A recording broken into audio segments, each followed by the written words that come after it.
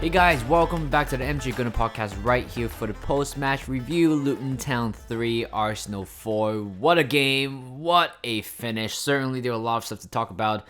I apologize for the late upload of the Wolves post-match review. I think it should be up by now, by the time you're listening to this, and I'm sure it would be a triple upload today. I got 2 post-match review to upload and also 1 Stephen H. Season 3 episode to upload later on in today's. So let's talk about the game. I mean, what a game. I got off work early. I'm sure I'm like probably 30 minutes behind, but I start from the start. Looking at the lineup, it's exactly what I anticipated. You know, I feel like both of the fullbacks who started in the last game should be subbed off just to get rest. And also, this is a perfect chance for Kai Havertz to come on and play a role today. You can see how like strong, physical, and also tall the majority of the Luton Town players are today, and we kind of assume they're gonna play a long ball, or the majority today they are playing long ball. So it's exactly what we're gonna anticipate, and certainly it's exactly how it happened as well. So yeah, there's certainly a lot to talk about. I don't want to do this 15 minutes because there's so much going on right now. I was thinking about recording this right after the game, but I feel like there's so many errands that I need to run. I finished those, so right now I'm just sitting down there. I'm fully calmed, and let's talk about the game. So lineup, I just talked about it. Exactly what I anticipated. The first 10-15 minutes, I felt like, we're kind of not going anywhere, to be honest. I feel like Jesus was having a pretty good game today compared to the Wolves game, I think. Jesus today, again, Luton Town was way better. Same as Kai Havertz, probably one of the best games he has in the Arsenal shirt. Certainly not, I don't think the game against Lens was his best, if I'm being honest, but certainly this game was. He played pivotal role. He looks like somebody who finally understand the way how Arsenal play, and I'm very happy for him because again he got a goal. He got the equalizing goal, and I believe he scored 3 goals in the last 4 games as well. And the first 10-15 minutes was exactly how I kind of anticipated how the game goes, where we were just kind of tactically we're just kind of meandering around the defense.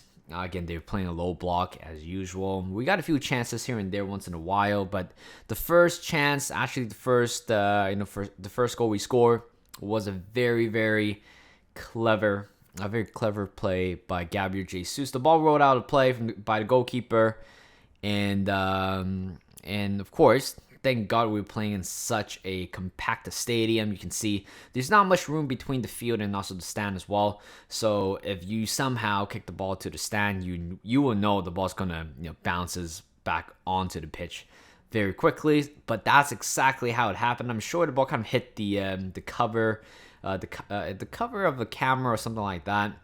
Bounces off the camera.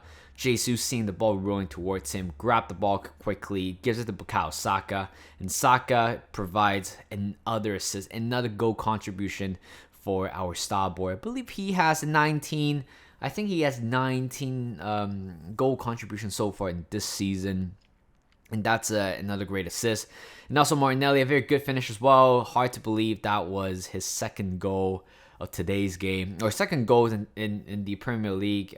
We know that he scored quite a bit in the Champions League, but little do we know he actually didn't quite, of course, certainly he didn't perform as good as last year, but still a very important goal for him, certainly. And it was a scuffy finish, but he got it in the end. It rose at the back of the net. We scored the first goal, and the funny thing just came out. It was a corner kick for Luton Town. And I know how they approach. Of course, they're going for long ball. They always look for Adebayo, I believe so, who was playing as the lone striker. And they're very good in the air, right? And that's exactly what happened in the first goal. Once the ball rolled out for a corner kick, I knew something is up. I knew something is not right, and I was mumbling to myself. I was like, I fucking hate this. I fucking hate corner kicks because I knew what Arsenal was capable of in terms of defending corners. And once I said it, I freaking jinxed it. They actually score from a corner kick. And I don't know what to say. I don't know what to say, guys. I mean, I feel like every time when there's a corner kick, when I'm jinxing it or when I'm kind of cursing about the corner kicks from the opposition, I feel like they're going to score no matter what. Today was the perfect example of, that happening. And it was really, really disappointing. It was poor marking by Martinelli. It was a good header, but I feel like if it wasn't marked by Martinelli, I'm sure it would have been defended properly. But, I mean, it's football. Anything can happen. Martinelli didn't give a strong contestant with Osho, I believe so. That's his name. And the ball just went into the back of the net. And I think our lead only lasted for 4 to 5 minutes. And they equalized. So, yeah, I mean, by the way, I just want to shout out to Luton Town. I know they're how do you say? I know they just got promoted. It's their top flight football since 1980 something. They drew against Liverpool. I'm sorry about the traffic's right outside. I'm recording in a different room today. And yeah, top flight football in first time for the top flight football since 1984, 1986 or something like that. Certainly I wasn't even born by them, but today they show why, the reason why they got promoted from last season. I mean, they show very good football in general. I know Arsenal make mistake, but every time when Luton Town had a chance, they'll capitalize it, whether if we make a mistake or not. So Luton Town, if any of you guys, I know the proportion of Luton Town's fans listening to this podcast is very, very rare. If you're one or two of them, I just want to say, I hope Luton Town's gonna beat City in the next few games, I think, and also stay in the Premier League because based on what I saw from Luton Town, they definitely well deserve to stay up for another year at least. So good play by Luton. And by the way, Ross Barkley is definitely, in terms of overall play of the game, man of the match, has to go out to Ross Barkley. I know we won the game, but Ross Barkley today was just flawless in the middle. I thought he was playing as a central attacking midfielder because that was his time. That was his position back in Everton. Of course, it didn't work out for him in Chelsea. He went back to Everton. Certainly didn't work out. It didn't work out at all. I still remember I was using Ross Barkley in my FIFA 17 career mode. It was such a good career mode back then. It was probably I think that was my first ever career mode, or one of the first earlier career modes that I've done. But Ross Barkley today, certainly the man of the match for pretty much everybody. I'm sure a lot of neutral fans, Arsenal fans, or even Luton Town fans believe that today you just can't fight him today. Odegaard tried to take him down no matter what. Ross Barkley always have the ball back, regardless of Gabriel challenging for him, Rice, Havertz, or anybody. Ross Barkley at the end of the day, at the end of the challenge, he was stood tall and continue and play.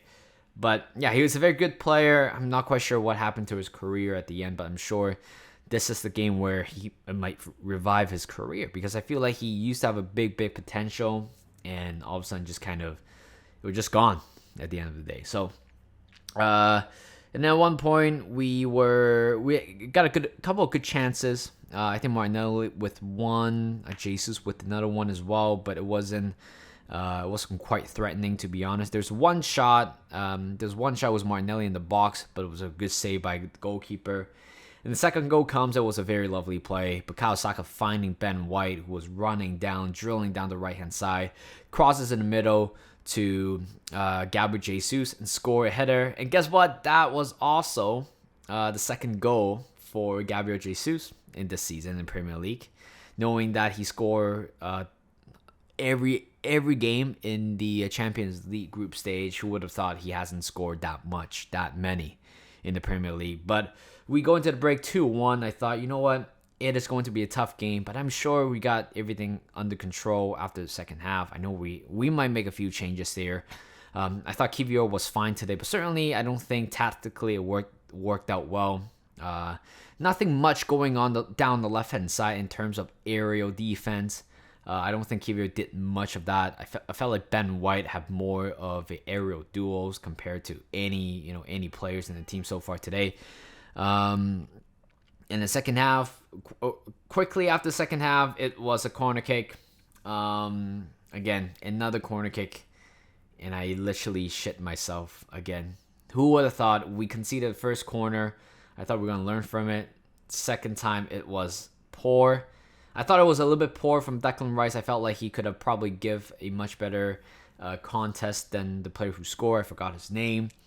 David Rice should have done better. I'm not quite sure what he was doing. Was he trying to catch the ball? I think he was trying to catch the ball, but I think in that moment when it's 50-50, the safest part, the safest choice for you in that moment is to try to punch it away. He didn't, and instead the ball just kind of heads at the back of the net. 2-2, and we go again. 10 minutes later, I think it was 10 minutes later, Ross Barkley scored. It was poor in general. We gave the ball away very easily by Odegaard, I believe so, and then which allowed Luton Town to kind of press us for a while. Ross Barkley kind of feeds it off in the middle. Somewhere Townsend, I have no clue. Andres Townsend is still playing for Luton Town at least. He gives the ball to Ross Barkley. I thought Ben White should have done better with that one-on-one challenge. He simply gave so much room to Ross Barkley, and Ross Barkley scored. What can I say? David Raya should be. I don't want to put too much negative, but David Raya should have done better. I'm so sorry. I thought prior to today's game or before conceding the first goal, I thought David Raya has been amazing. Has been pretty good since for a while, and I thought he might show us why he should be the number one. And today it goes back to the topic of the goalkeeper dilemma, where are you sure we're gonna give away Ramsdale just like that next season? We don't know. And it was crazy. It was a crazy debate, and it settled down a little bit because of the game against Brentford from Ramsdale. And all of a sudden, 2 games later, we have to have the same conversation again. What the hell's going on with the goalkeeper situation? I have no clue, but we have to move on from that. I mean, we won the game at the end of the day, but all I can just say that I'm not quite sure what Raya was doing. Obviously, he can easily save it with his foot. I'm sure he wanted to catch it, but I think from that angle, it wasn't a good shot by any means, but it was straight at Raya, but in a way he just kind of positioned himself in a very weird way, trying to grab the ball, and it turns out the ball just went underneath Raya's armpit, and they scored 3-2, and I thought, you know what? I wasn't thinking about watching it because I thought, you know what? I think that is it. I think that's it for today's game. I felt like today we just didn't do well. We just didn't today. We didn't play well at all. Offensively we were good, but defensively we're still very, very poor. It's not like a direct mistake from Saliba, Gabriel, but it's just everything in general. How can we concede 2 corner kicks and 1 goal? Right now I feel like every time when there's a corner kick coming in, I am literally begging for God, we're not going to concede another corner kick. But it's hard to tell. We're playing against Aston Villa next week, and we all know what happened to Douglas Luiz last time when he played against Arsenal, or the home game he scored from a direct free kick or something like that. That is going to be my nightmare in the next game. 3-2, down by 3-2, and I thought, you know what, this is a chance that we really have to prove ourselves. Guess what? Gabriel Jesus showing his brilliance on the ball and off the ball, kind of in and off, on and off the ball a little bit, muscling with the number 17 or the defenders, won the battle, won the header, seeing Kai Havertz driving down the middle, just a simple little touch finish, made it 3-3, and it's all game, and the rally starts going right now. And I feel like we still have 20 more minutes to go, and we still have quite a bit of a time to try to win this game. And at the same time, I wouldn't be surprised if Luton Town, stabbed us in the throat and say, "Hey, You know what? Title challengers, forget about it. And we tried so hard. We got a few chances. Zinchenko coming on, Trossard coming on. I felt like Trossard was meh, but Zinchenko was good. I don't think it was great, but I thought it was decent in today's game. And certainly this is more of a Zinchenko's game than Kivior today. So yeah, we're looking for a winner. We got a few chances, and there are a couple of penalty shouts. Do I think the one on Saka is a penalty? I think it is, because if you guys play FC24, there's so many times where when the opposition release the ball, you go after the player or you took down the player. It should have been a penalty, regardless of the ball, regardless of the player giving the ball away or something like that. It should have been a penalty. And turns out there was another penalty shout. It was on Gabriel, who was his arm was being pulled away from the ball, and that should have been a penalty. It was very obvious. I'm not sure what Chris Kavanagh was doing in the VAR room, but both of them should be called a penalty. But again, thank God that wasn't the main topic of today's episode. Today's episode is the Declan Rice winner. Rice, baby. He did it. We did it. It was the last, 20 seconds, last part of the game as well. I mean, the fact that Luton Town, I think, I was literally looking at the clock. They subbed on the player exactly at 90th minute. And that substitution took around 20 to 30 seconds.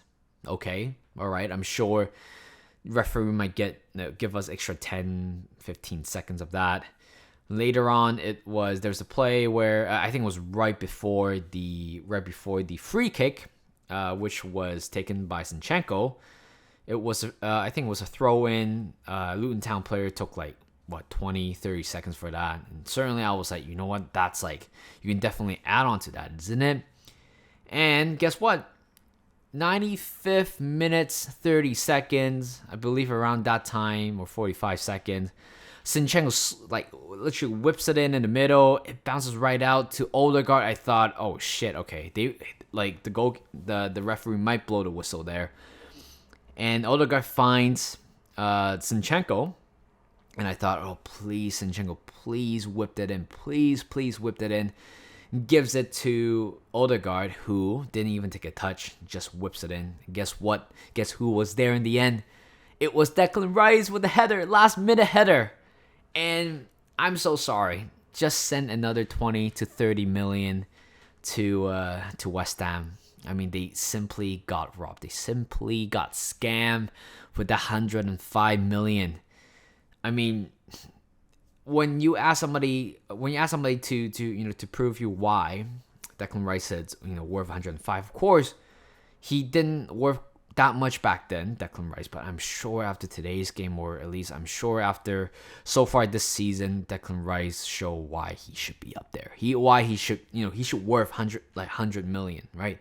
When you look at Anthony from Manchester United, when you look at Enzo Fernandez, Moses Caicedo, you just can't. I mean, they don't. Of course, certainly, I believe that they might become a 100 million player in the end.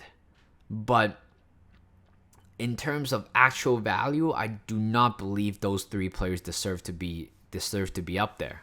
But Declan Rice, yes, he is. I mean, I was very skeptical with his price tag at first, but right now it's all justified. It's all justified right now. I'm so glad Declan Rice is an Arsenal player. I certainly cannot believe what happened if Man City went for. I'm not quite sure. I can't imagine what if Man City went for Declan Rice in the summer and Declan Rice signed for Man City. I'm sure we're not going to be in a title race like this year, but I'm glad we got him. And the good thing, we won the game, of course.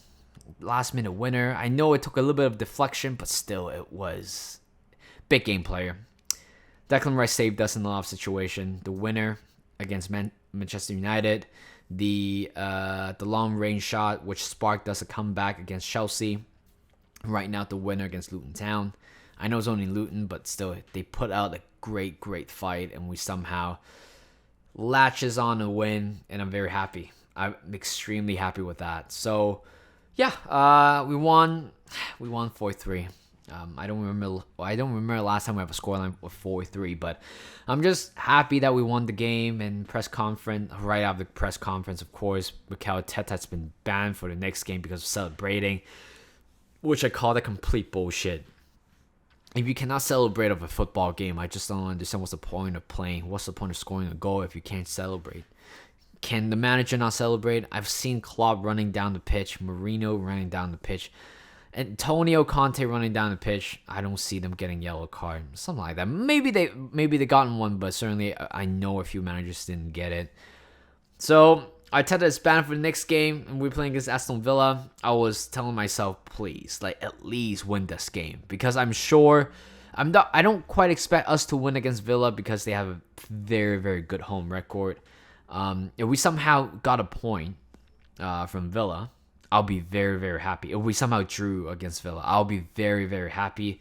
But at the same time, I wouldn't be surprised if we're going to lose that game, because I feel like winning the game would be very, very difficult. I know there's a whole thing about Brentford. Yes, I think we're one of the two teams that beat Brentford away from home last year. But it's Aston Villa. They look like a team who might go for top 4, even title contenders if they keep on going like that. And Tomiyasu picked up an injury, calf injury, 46 weeks. And again, I'm speechless. What am I supposed to do now? What are Arsenal going to do with that? Timber is down. I mean, he's still very far away. Tomiyasu is injured, and Ben White seemingly coming back from an injury. And I hope today certainly doesn't burn his legs.